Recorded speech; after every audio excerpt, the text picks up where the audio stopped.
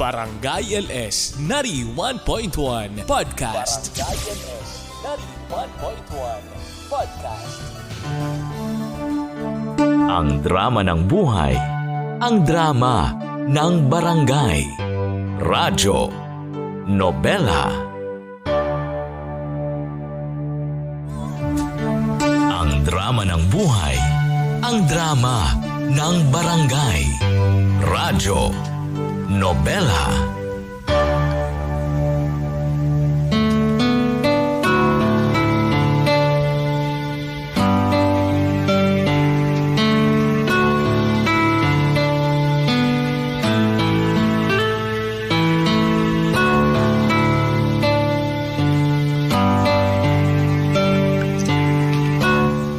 Maganda.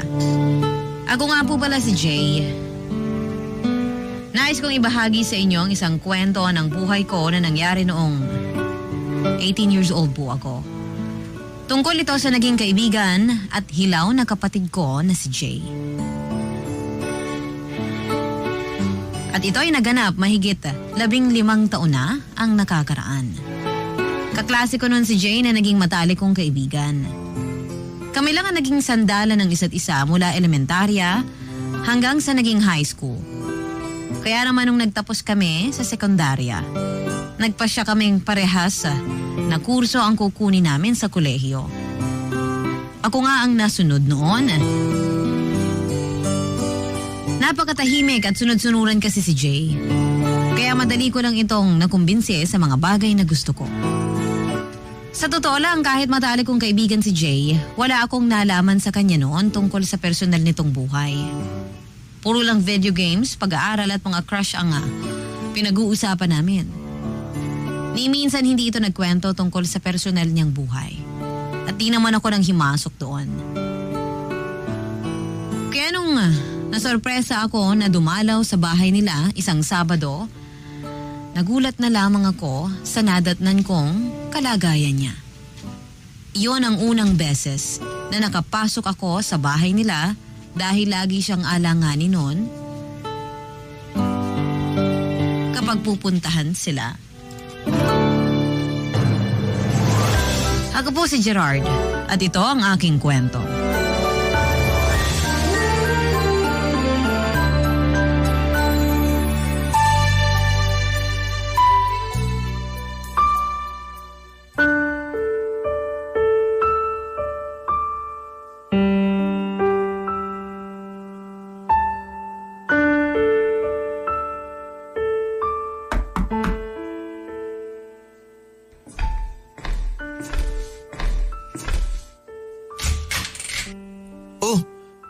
Gerard, anong ginagawa mo dito? Para ka naman nakakita ng multo. Ipabasbas ko na ba yung sarili ko? May kailangan ka ba? Kasi di ka sumasagot sa mga text at tawag ko eh. Medyo naging busy lang ako dito sa bahay kaya hindi ako nakakasagot. Tsaka pinapatanong ni Ma'am Reyes kung i-drop mo na raw ba yung Econ 1 natin. Di ka na pumapasok eh. Oo, baka i-drop ko na siguro. Baka kunin ko na lang next semester. Nakakatamad pumasok sa umaga eh. Paano yung ibang subjects natin sa hapon? Pati ba yun kinatatamaran mo ng pasukan?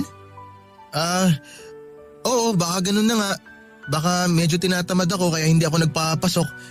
Tsaka, oo nga pala, baka huminto na rin muna ako ngayong semester. Medyo nawalan na kasi ako ng gana eh. Ewan ko ba? Mas gusto ko yung mga instructor natin last sem. Alam ba ng parents mong tungkol dyan? Oo naman. Sila nga nagsabi na ituloy ko yung plano ko eh. Para ano raw? Para may kasama raw sila dito sa bahay. Tutulong ako sa mga gawaing bahay. Yun na raw muna ang atupagin ko. Busy na kasi sila sa trabaho nila eh. Kung ganon, bakit parang hindi ka pa nagsisimulang maglinis ng bahay? Ay. Tinan mo to. Naipunan na kayo ng alikabok sa mga bintana tapos yung kisame nyo, daming agiw. Sinadya kong wag tanggalin yung agiw para matrap yung mga pesteng lamok at langaw sa tanghali. Alam mo, sa labas na lang tayo mag-usap kasi… Jay, bakit may pira-pirasong tinapay dito sa mesa mo? May mga amag na to. Itapon mo na kaya? Wag! Bakit? Hindi ko pwedeng itapon yan. Pwede pa kasing makain yan kaya hiniwalay ko pa yung mga parteng hindi inaamag. Hindi na pwede yan. Para namang absent ka sa klase nung sinabi sa atin na pwedeng nag-penetrate na yung amag sa mga parte ng tinapay na di mo nakikita. Ikaw tong matalino sa atin pero di mo naman tinandaan yung inaral natin. Eh, sayang naman kasi. Oh, mukhang gutom ka. Di ka pa ba kumakain? Anong oras ba darating ang parents mo? Hindi ko alam eh. Pakilala mo naman ako sa kanila para free na ako makapunta rito anytime. Hindi na. Saka na lang siguro. Baka baka gabihin na sila ng uwi ngayon. Paano yung kakainin mo? Ito sanang tinapay kaso tinakot mo naman ako eh. Magluto ka na lang kaya o kaya magbukas ka ng dilata. Teka, maghahalongkat lang ako rito ha. Makikikain na rin ako. Bigla ako nagutom eh. Kailan ba huling namalengke yung magulang mo? Puro asin at paminta lang yung nandito ah. Nagmamoist pa. Medyo busy nga kasi sila kaya… Hindi ikaw na lang sana gumawa. Total nag-stop ka na rin naman sa pag-aaral mo. Oo, tama. Siguro bukas gagawin ko na. Oo, bukas pagdating ni na mama. Salamat sa suggestion ha. Ito ba yung kwarto mo? Oo. Teka, wag ka munang… Uy! Tumpok na yung labahin mo oh. Maglalaban naman talaga ako. Hintayin ko lang yung tubig mamaya. Medyo late na kasi nagkakatubig dito eh. Uy! Ito ba yung kwarto ng magulang mo? Tingnan natin. Baka may pwede tayong kupitin. Teka, Gerard, wag! Teka, bakit parang wala nang gamit yung mga magulang mo rito? Wala silang damit? Meron. Siyempre meron silang mga damit. Kaso, pinalaban nila lahat eh, kaya wala kang makikita dito sa kwarto nila. At yung mga damit mo hindi sinama? Gerard, okay lang ba na umuwi ka na muna? May mga asikasuhin pa kasi ako eh. Ano bang nangyayari, Jay? Nasaan ba talaga ang mga magulang mo? Wala na si Papa. Nasaan? Matagal nang wala. Ang nanay mo? Kaalis lang. Kailan pa? Last month. Kailan babalik? Hindi na raw siya babalik eh.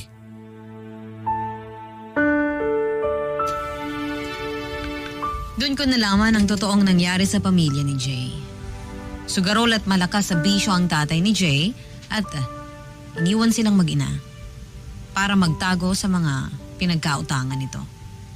Napilitang bayaran ng paunti-unti ng nanay ni Jay ang lahat ng inutangan ng kanyang tatay. Dahil doon, naging problemado ang nanay nito at pinagbubuhusan niya ng galit madalas ang kaibigan kong si Jay.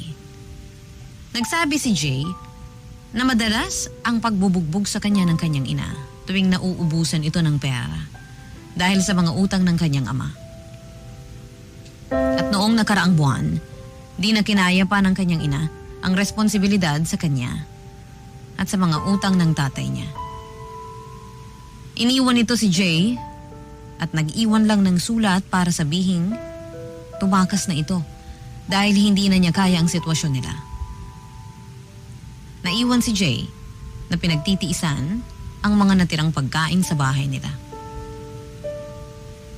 Naputulan na rin ito ng kuryente at tubig at huling linggo na rin dapat niya sa bahay na tinitirhan niya dahil hindi na sila nakakabayad. At nung araw na yun, pinapalayas na rin siya ng may-ari ng tahanan.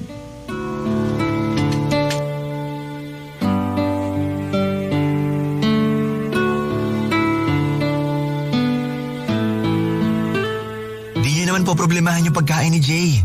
Ang hina kaya kumain yan. Parang manok lang yun kung kumain. Ay, hindi mo masusukat ang kinakain yan pag nandito na. Baka kaya siya kain manok dati dahil wala naman silang makaing matinunon. Ikaw na rin yung nagkwento ng buhay nilang mag-ina eh. Hindi ma. Kahit sa school sobrang hina. Pag nililibre ko yun, konti lang yung pinapabili. Siyempre, nahihiya. Sus, sa akin pa ba mahihiya yun? Para na kami magkapatid nun eh. Mahina lang talaga siyang kumain ma.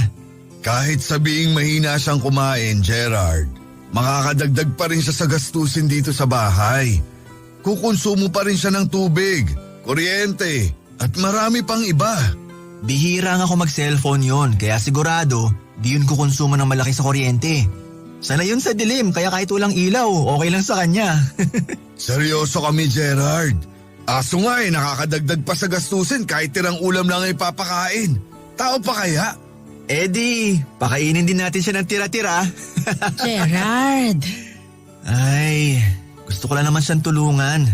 Para ko na siyang kapatid eh. Maniwala kayo sa akin, di naman malikot ang kamay noon. Mas mabait pa nga siya kumpara sa akin eh. Di naman magiging malaking bagay yung pagtuloy niya dito, kaya wag niyo na ipagdamot yun sa kanya. dahil kami ang gumagastos. At alam mo namang hindi ganun kalaki ang kinikita namin ng tatay mo. Kung makapagsalita ka, kala mo may ambag kang tabu-tabong pera dito sa bahay ah. Pero kaya namang makatulong ni Jay sa ibang paraan para makabawi sa pagtuloy niya dito sa bahay. Ma, pwede siyang tumulong dito sa bahay. Magaling yun maglinis. Oh, ayaw mo lang mautusan. Pa, makakausap mo siya pagdating sa basketball at saka makakatulong rin siya sa pagkukumpuni rito sa bahay. Marunong siyang magkumpuni. Tubo, bubungan o sirang kasilyas, kaya niyang gawa ng paraan. Diyan nga nagkaperyo nung high school kami kapag tinutulungan niya yung maintenance namin sa school. Natuto yun doon. Ay, hindi pa ako sigurado. Ma, subukan lang natin kahit isang buwan. Kung talagang di niyo siya gusto at nakakadagdag lang talaga siya sa gastos, ako pa mismo ang sisipa sa kanya paalis dito sa bahay. Wala ba siyang matutuluyang iba? Ako lang naman yung kaibigan niya eh. Wala rin siyang kamag-anak dito sa Maynila. At kung meron man, di siya kukunin kasi nga maraming atraso yung magulang niya sa ibang tao. At tayo naman tong mapeperwisyo. Hindi yan ma, maniwala ka. Ikaw na bata ka. Lagi mo kaming nilalagay sa alanganin. Paano alanganin, ikabutihan nga to. Isipin nyo na lang, kung di natin siya tatanggapin, saan siya pupunta? Sino yung makakasama niya? Ano magiging buhay niya? At nagawa mo pa kaming konsensyahin sa isang bagay na di naman namin responsibilidad. Hindi naman ako nakokonsensya, pero actually, gano'n na nga po. Ikaw! Ay, alam mo lagi kaming nakikipagbiruan sa'yo ha? Seryosong usapan tong gusto mong mangyari. Hindi biro ang magdadagdag ng isang bibig na papalamunin. Kung pagkain pa rin yung issue, handa akong bawasan yung kakainin ko sa mga susunod. Mahatian ko lang si Jay. Ay, pag-uusapan namin ng nanay mo ngayon. Yes! Papasukin mo na si Jay dito at magmemeryenda muna. Pagkatapos nun, lumabas muna kayo para makapag-usap kami ng ama mo. Sige po, sige po!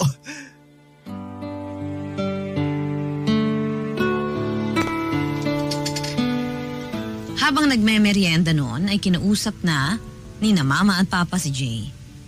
Komportable namang nagkwento si Jay tungkol sa buhay niya. Nakita kong naawa ang mga magulang ko at hindi pa man natatapos ang kinakain namin. Nagpasya na agad silang patirahin si Jay sa bahay namin. Natuwa kaming pareho at doon ito nagstay sa kwarto ko. Mabuti na lang at double deck ang kamang meron ako. Kaya naman sakto ang sitwasyong iyon para sa amin. Mula noon pinatunayan ni Jay na karapat-dapat itong hatiran ng tulong. Walang araw na hindi ito tumulong noon sa bahay na kinagiliwan ng aking mga magulang. Naging masaya ako dahil nakakasama ko na sa iisang bahay si Jay. Hindi muna nag-aral si Jay at sinabing babawi na lang kapag nakaipon na ito ng pera pangtustos sa kanyang pag-aaral. Nakita ko noon mga maganda. Nanaluha itong si Jay pero hindi niya tinuloy ang pag-iyak niya. Naramdaman kong masaya siya. At kahit paano, naramdaman kong grateful ito sa pagtulong ng pamilya ko sa kanya.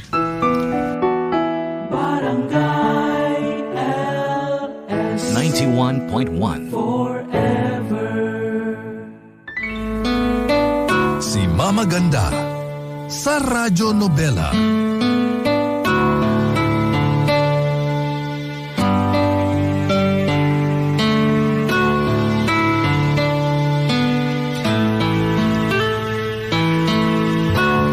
Ramdam kong walang halong pagsisisi noon kina mama at papa sa pagpapatira nila sa aking kaibigan na si Jay.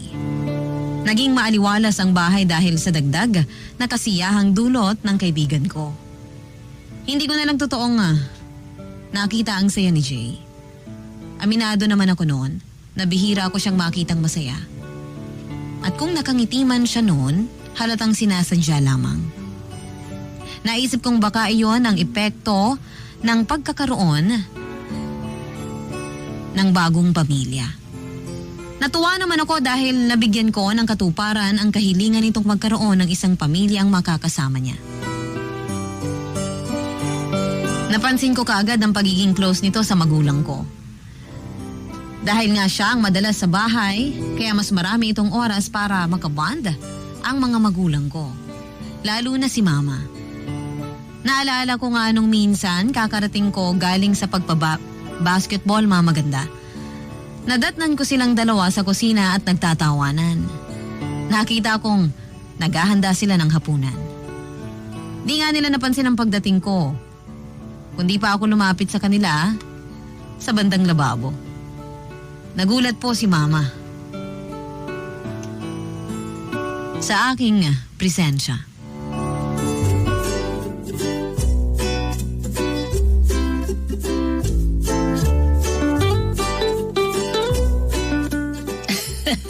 Oh, hinaan mo lang ang apoy. Oh, sige, haluin mo. Mama! Kala ko naman may ipis na lumilipad. Ma, talaga ba napagkamalan niyo akong ipis? Sa laki kong to? Sorry, Gerard. Masyado lang siguro kaming tutok sa pagluluto nitong si Jay. Gusto mong tumulong? Pas ako dyan. Baka kahit tubig masunog ko pa. Ay, oo, ganyan yan, Jay. Kaya nga di ko inaaya magluto yan eh. Kahit tulungan lang ako sa pagdidikdik ng bawang, alanganin pa akong utusan yan. Grabe ka namang mang down, Ma. At bakit? Totoo naman na. Alam mo, Jay, nung pinagdikdik ko siya ng bawang, alam mo kung ano yung naabutan kong ginagawa niya? Ano po? Sibuyas ang dinidikdik niya. Talaga po? Totoo ba yun, Gerard? Di ko nga ganong narinig yung utos mo noon, Ma. Sus! Di raw narinig samantalang inulit mo pa sa akin yung utos ko. Paano hindi mo narinig ng maayos? Marami lang ako sigurong iniisip noon. Pag-aaral, ganon. Bakasyon nun! Lulusot ka pa, Di kayo na yung magaling. Kaya mula nun, hindi ko na yan pinabayaan dito sa kusina. Kung may pagagawa man ako sa kanya, yung bumili na lang ng sangkap. Tama naman po ba yung mga binibili niya? 40% na tama. Yun lang. Pinabili ko ng dahon ng sili sa palengke. Alam mo kung ano yung kinuha? Kangkong! Akala daw niya yun ang dahon ng sili. Kasi naman, Ma, di pa ako nakakita ng dahon ng sili. Hindi ka ba nagtatanong? Nung tinuro sa akin ng tindera ko nasan yung dahon ng sili katabi ng kangkong Kaya nalito ko. Sa bagay. Pwede naman mangyari yun. Medyo nakakalito nga naman. Hay nako, Jay. Marami pa yung kapalpakan kaya hindi ko na inuutusan. Mas nadodoble lang ang gawain ko. Itanong mo pa sa tatay niyan. Oo na. Mabuti nga at dumating ka, Jay. Dahil laking ginhawa ko na may katuwang ako rito sa kusina. Kahit ang ama nitong si Gerard hindi ko mautusan. Laging tutok sa TV. Paborito ko rin po kasi yung mga gawain sa kusina. Ako ang laging inuutusan nun ni nanay na magluto. Natuto na nga lang po ako ng kusa. Magaling ka. Ilang beses ko nang natikman ang luto mo at parang naturuan ka ng tama. Salamat po. Bale, inaral ko lang po mag-isa. Wala rin po kasing oras na magturo si nanay. Mabuti na lang po at may mga recipe na kasama dun sa pakete ng seasoning at iba pang rekado na nabibili ko sa palengke. Nakatulong po yun ng malaki. Sana ganito ka rin, no, Gerard? Hindi yung puro basketball lang ang inaaral mo? Ayaw mo naman ako pagkatiwalaan dito sa kusina. Gusto mo bang matuto?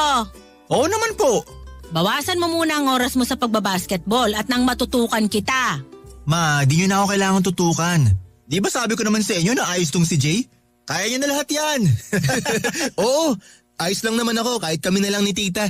Mama na lang din ang itawag mo sa akin. Para iisa lang ang tawag sa akin dito sa bahay. Ayokong nalilito.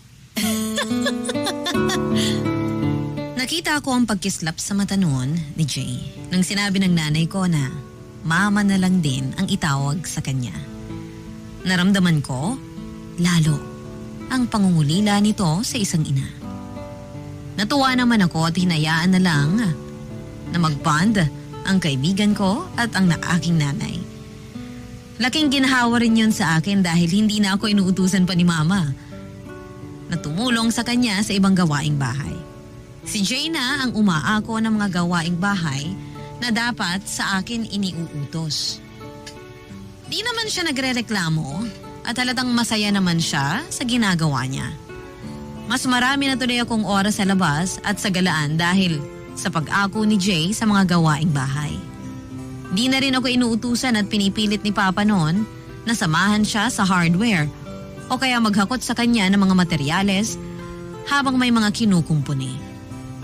Nasanay na silang si Jay ang nasa tabi nila at hindi ako. Nanibago ako nung tumagal. Lalo't parang hindi na ako napapansin noon, lalo na ni Papa. Isang hapon pagka-uwi ko galing basketball, nakita ko silang nag-e-empaking dalawa sa aming sala.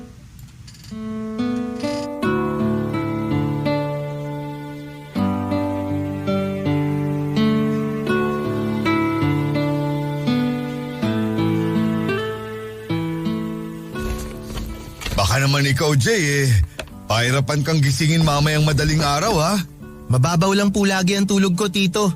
May lumipad nga lang po na maliit na lamok sa tabi ko, magigising po ako agad eh. Naku, siguraduhin mo. Kasi wala akong pasensyang manggising ng tulog mantika. Oh, speaking of tulog mantika, ayan na si Gerard. Oo, ano na naman yung ginawa ko? Mag-hike kami bukas sa Mount Apo. Kaya ako tinatanong tong si Jay kung pahirapan ba siyang magising tulad mo. Pagpuyat lang naman ako mahirap gisingin eh. Kahit di ka puyat, mahirap kang gisingin eh. Eh sa masarap matulog eh.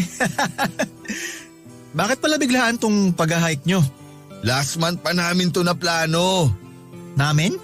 Oo, kami ni Jay. Eh di pa raw siya nakakasubok mag-hike kaya ipaparanas ko sa kanya. Kabado nga ako eh kasi Mount Apo agad yung aakyatin. Kayang-kaya mo yun. Sa pangangatawan mong yan, maning-mani yun sa'yo. Medyo kinakabog lang po talaga yung dibdib ko. Baka po kasi manghina ako ron eh. Etong si Gerard ang laging nanghihina. Konting lakad nga lang eh. Halos mauubusan na ng hininga yan eh. Parang di nagbabasketball. Kala mo di gumagalaw eh. Grabe naman pa. Eh umakit din naman ako ng bundok kasama ka nun ah. Anong umakyat? Bihira ka nga sumama sa akin eh. Napipilitan ka pa madalas. Eh kasi naman natataon na lagi akong puyat. Kung gusto mong umakyat talaga, matutulog ka ng maaga para may lakas ka kinabukasan. Excited kasi ako sa pag-akyat kaya di ako makatulog. Excited ka? Wala akong maalala na excited ka nun sa bawat hike na sinama kita. Lagi kang nakabusangot. Halatang napilitan. Ganun lang talaga ako pa kapag kulang sa tulog.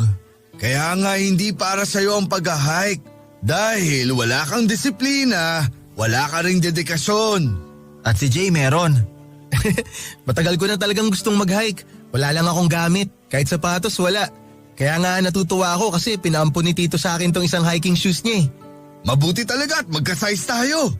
Di ko nga mapamana kay Gerard yung mga napaglumaan ko. Pagkaliit-liit kasi ng paa. Akala mo eh, nahinto nang lumaki nung graduation niya nung elementary. Eh di kayo na yung malakapri ang paa. Oh, tingnan mo yung kwento ko sa'yo nung nakaraan, Jay. Sagad sa pagiging pikuntong kaibigan mo. Nagbibiro lang naman si Tito Gerard. Wala naman akong gagawin bukas. Linggo naman, walang pasok. Baka naman pwedeng sumama. Nako, puno na sa van na sasabayan namin. Naka-tour package lang kami. Di ka naman kasi nagsabi agad. Matagal na pala ito nakaplano eh. Sana sinabihan niyo ako para nakapag-adjust ako. Akala ko kasi di ka interesado. 3 hike na yung tinanggihan mo nun. Malay ko ba kung gusto mo pala ngayon? Nagtanong pa rin sana kayo. Dito ka na lang sa bahay. Tulungan mo ang nanay mong mag-ayos-ayos dito habang wala kami ni Jay. Kaya nga gusto ko sanang sumama kasi wala rin naman tiwala si mama sa akin pagdating dito sa bahay. Masisisi mo ba ang nanay mo? Nakita ko kung paano ka gumalaw. Kaya mas magandang magkulong ka na lang talaga sa kwarto. Kapag medyo marunong-runong na ako sa pag-hike, tayo naman Gerard ang umakyat. May nakita akong bundok sa Zambales Pas na lang. Ayoko na. Oh, akala ko ba gusto mo mag-hike? Nakakatamad pala. Sige po, maliligo lang muna ako. Ang labo mo talagang kausap. Bahala ka nga. Yung mga gamit mo pala natiklop ko na. Nasa cabinet mo na lahat.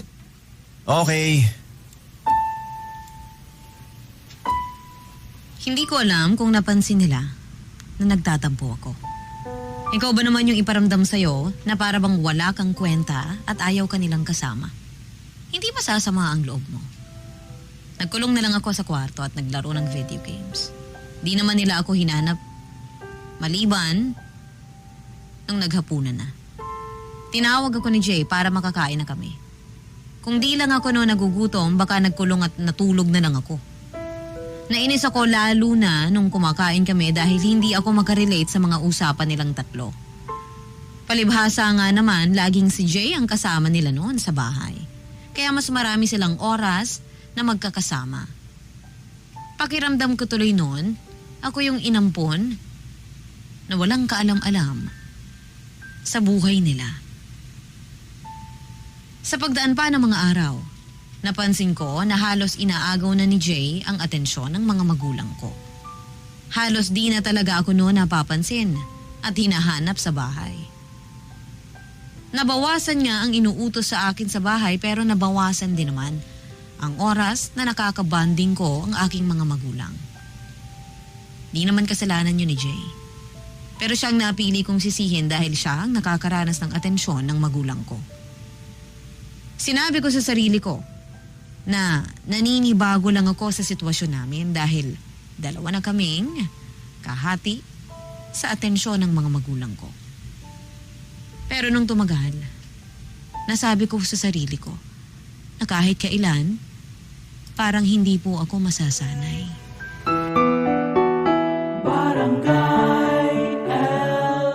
In Lucena, 91.1. Si Mama Ganda sa Radyo Nobela.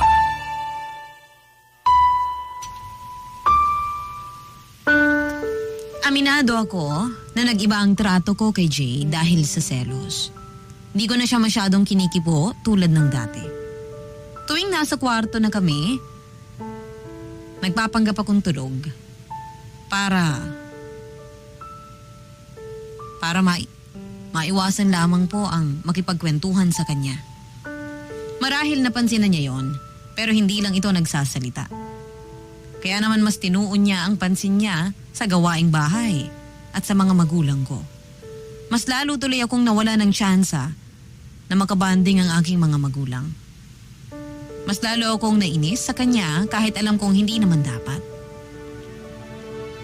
Nakakasakit lang din kasi ng loob noon na sa tuwing lalapit ako para tumulong kina mama, tinataboy nila ako at sinasabihang hindi ko daw kaya. Nung tumagal, nilapitan na ako ni Jay para kausapin. Di naman diretso ang kausapin tungkol dun sa napapansin niyang sitwasyon namin noon. Gusto ko lang din naman kasing makabanding ang mga magulang ko. Ang sabi niya, gusto lang din itong makabanding. Hindi lang ang mga magulang ko, kundi ako, na matalik niyang kaibigan. Isang tanghali ng Sabado, pumasok ito sa kwarto namin, naupo sa gilid ng kama ko. Pinagmasdan muna ako nito. Nagpapanggap akong busy sa cellphone ko. Nung napansin kong di ito nagpapatinag. At nung pagkakataon na yon, Mama Ganda, kinausap ko na siya. Para mapag-usapan ang dapat namin mapag-usapan.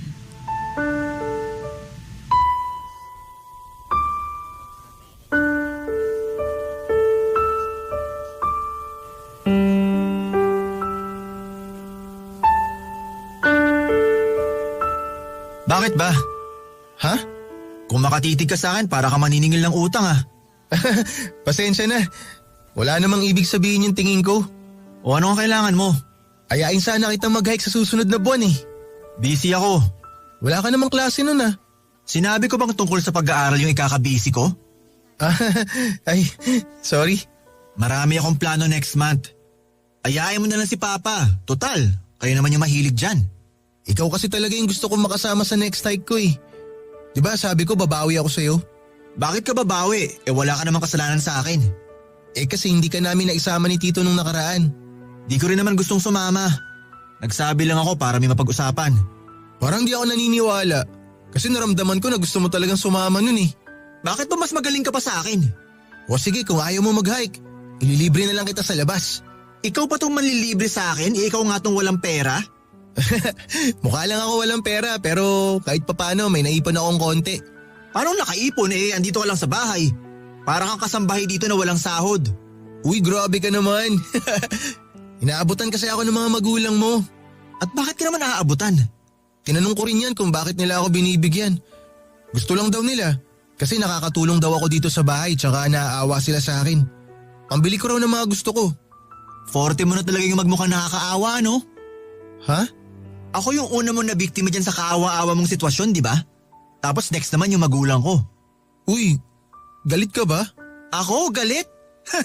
Bakit naman ako magagalit? Para kasing nagbago ka na sa akin. Lagi mo akong iniiwasan. Tapos madalas napapansin ko na masama lagi ang tingin mo sa akin. Lalo na pag magkasama tayo sa sala o kaya kakain tayo sa mesa. Ano bang problema? May nagawa ba ako? Ginawa mo na kasi lahat. Pasensya na Gerard pero hindi ko maintindihan. Hindi mo maintindihan? Ang labo Ikaw to mas matalino sa atin.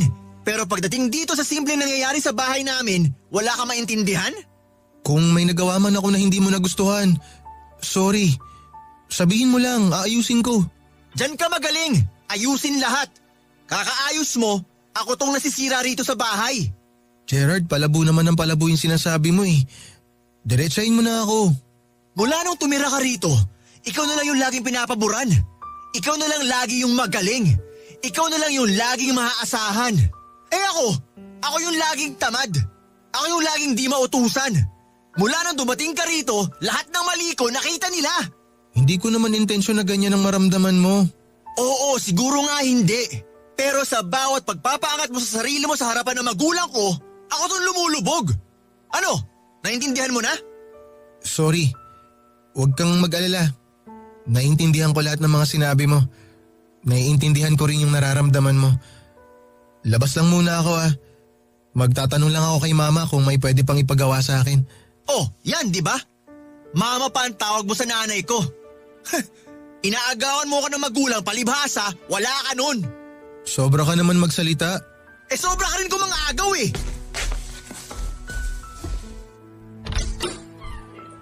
Kahit ano pa yung sinasabi at iniisip mo sa akin, nagpapasalamat pa rin ako sa'yo kasi pinatuloy mo ako rito. Tutulong lang ako sa baba para makakain na ng hapunan. Tatawagin na lang kita kapag handa na.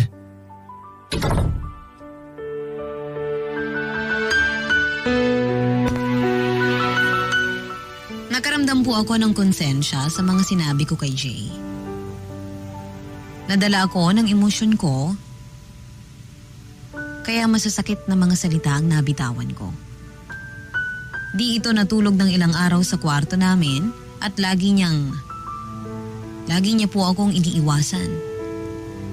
Kaya hindi ko siya magawang kausapin para humingi ng tawad. Nahiya na rin ako dahil alam kong mali ang mga sinabi ko. Pinalipas ko lang muna ang emosyon naming dalawa at sinabi ko sa sarili kong haharapin ko siyang muli.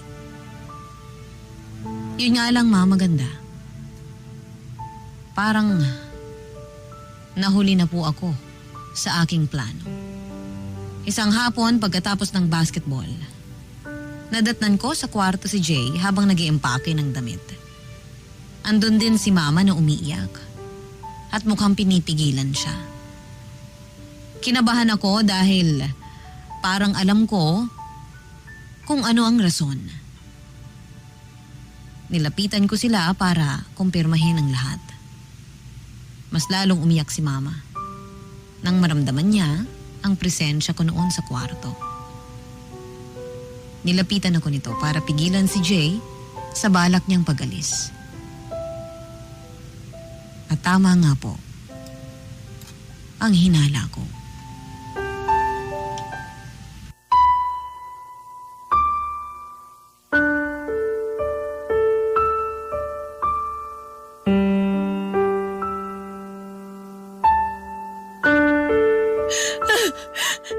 Gerard!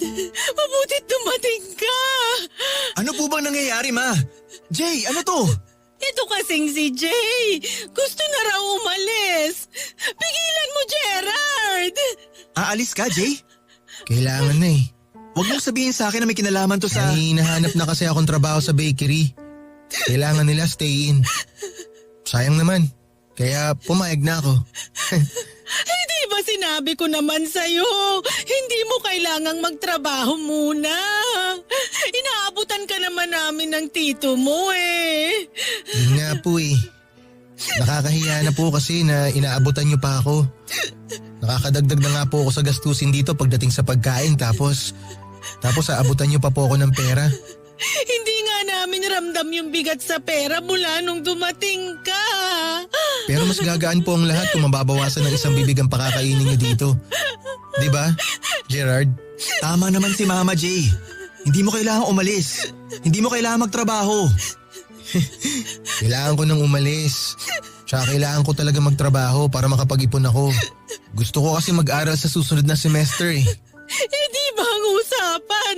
Kami na ng tito mo ang magpapaaral sa'yo. Naku, sobra na po ang naitulong niyo sa akin. Nakakahiya naman po ng husto kung kayo pa po ang magpapaaral sa akin. Ipunin niyo na lang po yung gagastusin niyo sana sa akin. Ay, hindi naman namin kailangan ng malaking ipon. Naku mama, maging practical po tayo. Kailangan niyo po yan lalo na't nagkakaedad na kayo. Tsaka di po ba naikwento niyo sa akin dati na balak niyo magnegosyo ng tahian sa Taytay? Pwede niyo na pong simulan yun. Simulan niyo po agad kapag alis ko rito. Nabanggit ko lang naman yon. Pero hindi naman ako ganun ka-interesado talaga. Eh di gamitin niyo na lang po yung pera pang bakasyon niyo. O kaya bumili po kayo ng magagarang damit. O kaya po bumili o magluto kayo ng masasarap na pagkain. Deserve niyo po lahat yun. Hindi ka pwedeng umalis. Hintayin mo ang tito mo pagbalik niya sa conference nila sa Bataan. Pasensya na po. Pero hindi ko na po maghihintay si Tito gawa ng minamadali po kasi ako dun sa bakery. Kailangan na po nila ng tatao. Kaya kailangan ko na rin silang puntahan dun. Magtatampo yon kapag nalaman niyang umalis ka nang di nagpapaalam sa kanya. Alam mo namang napamahal na yun sa'yo. Kami, napamahal na kami sa'yo. Pamahal na rin po ako sa inyo. Pero kailangan ko po talagang gawin to eh. Di po bale, dadalawin ko po kayo kapag day off ko. Pangako po yan. Baka ang tito mo na yon. Gerard, mag-usap kayong dalawa. Kausapin mo mabuti tong si Jay at baka ikaw yung makapigil sa kanya. Lalabas lang ako sandali. Sasagutin ko yung tawag. Dito lang kayo.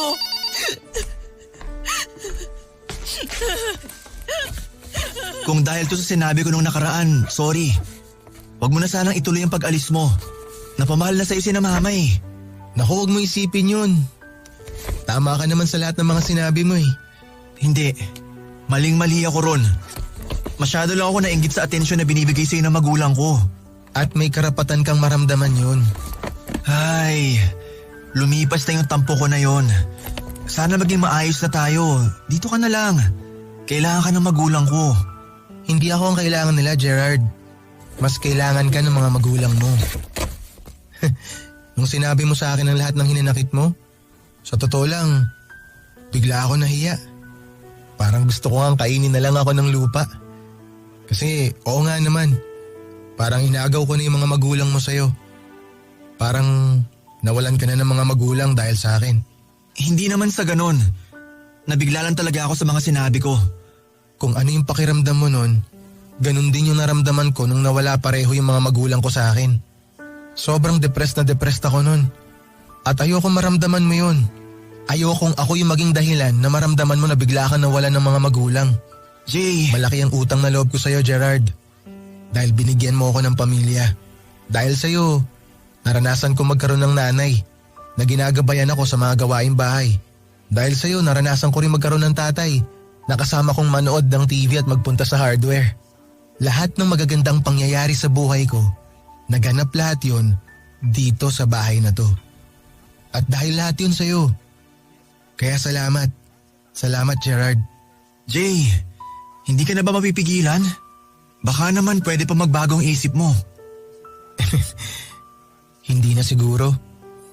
Nga pala, wag mo ring pigilan ang sarili mo na maging malapit ulit sa mga magulang mo. Kung alam mo lang, Gerard, kung gaano ka nila kamahal at kung gaano nila ka gustong makasama ka lagi rito sa bahay. Kaya sana, bawasan mo na yung oras mo sa labas. Igugol mo yung oras mo dito sa bahay. Samahan mo yung mga magulang mo. Makipagkwentuhan ka sa kanila. Makipagtawanan ka. Sigurado ako, yun lang ang hinihintay nila sa'yo. At pag ginawa mo yun, sobrang mapapasaya mo silang dalawa.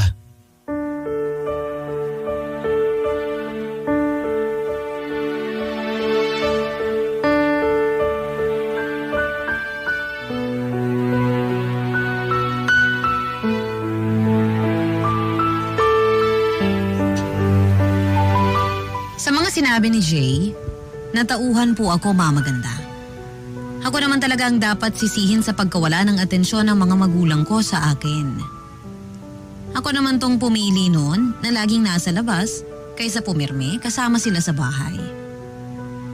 Tinuloy nga ni Jay ang pag-alis noon. Nangako itong dadalaw-dalaw. Pero hindi niya ginawa. At alam ko naman kung bakit. Alam niya kasi na kapag pupunta pa rin ito sa bahay, mahahati na namang muli ang atensyon ng magulang ko sa aming dalawa. Alam kong ayaw na niya noon na makihati pa sa akin. Binigay na lamang nito ang pagkakataong iyon para makaband ko ang aking mga magulang. Ginawa ko po ang lahat, Mama Ganda. Lahat ng makakaya ko para maibuhos noon ang atensyon at oras sa aking mga magulang. Ginawa ko lahat ng bagay na dati ay ginagawa nilang tatlo. Unti-unti ay napunta sa aking muli ang atensyon ng mga magulang ko. Nawala na sa eksena si Jay pero pasimple pa rin itong nangungumusta sa akin pero hindi na kami katulad ng dati. Di na kami lumalabas noon at nakakapagkwentuhan dahil busy na siya sa kanyang trabaho. At aminado naman po na nagkaroon din kami ng lamat dahil sa mga nasabi ko noon sa kanya. Aminado po ako sa bagay na yon.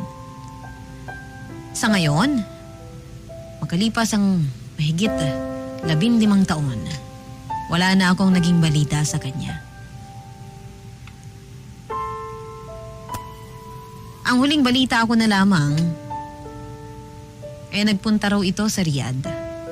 Pero may 10 taon na ang nakakaraan. Nawalan na rin kami ng komunikasyon. Mula nung nagpalit na kami ng mga numero. Kaya nga ninais kong ibahagi ang kwento naming ito para magbakasakali na marinig niya ang kwento naming dalawa. Malaman man lamang niya na malaki ang pasasalamat ko sa naging ambag niya sa aking pagkatao at sa paghubog ko sa pagmamahal ko sa aking mga magulang. Maraming salamat po, Mama Ganda, sa pagbasa sa aking sulat at sa lahat ng ating mga kabarangay na pinakinggan ang aking kwento. Ako po ang inyong forever kapuso at kabarangay, Gerard. Ang drama ng buhay, ang drama ng barangay. Radyo, nobela.